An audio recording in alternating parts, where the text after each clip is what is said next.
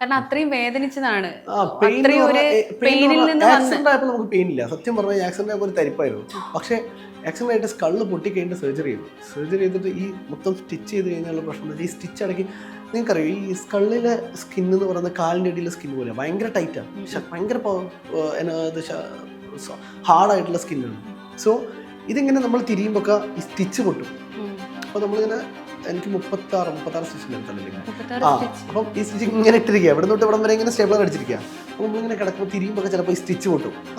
നമുക്കൊരു ഭയങ്കര heavy pain വരും. പിന്നെ എനിക്ക് ആക്സിഡൻറ്റ് കഴിഞ്ഞിട്ട് ബ്ലീഡിങ് നിൽക്കാൻ കുറച്ച് ടൈം. അപ്പോൾ ഇവിടെ ഒരു ബോട്ടിൽ എനിക്ക് ഇങ്ങനെ ഞാൻ ഇതിലിങ്ങനെ നിറയും, എൻ്റെ ബ്ലഡ് ഇങ്ങനെ നിറഞ്ഞുകൊണ്ടിരിക്കുന്നു.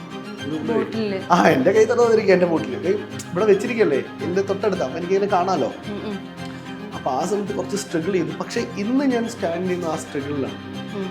കാരണം ഞാൻ എപ്പോഴും പറഞ്ഞതാണ്, ഞാൻ നേരത്തെ പറഞ്ഞത് ഫെയിൽ അഗെയിൻ ഫെയിൽ പറ്റും. But one day the failure gone fails in front of you. മരിച്ച് ജീവിച്ചു വന്ന ഒരാളാണ്. തോൽവി നിങ്ങളുടെ മുന്നിൽ തോൽക്കുന്ന ഒരു കാലം വരുന്നത്. അപ്പം നമ്മൾ നീ വിട്ടുകൊടുക്കാൻ റെഡി അല്ലെങ്കിൽ നിന്നെ ആർക്കും തോൽപ്പിക്കാൻ പറ്റില്ല. നീ തോറ്റു എന്ന് നീ അംഗീകരിക്കുന്ന സ്ഥലത്താണ് നീ തോൽക്കുന്നത്.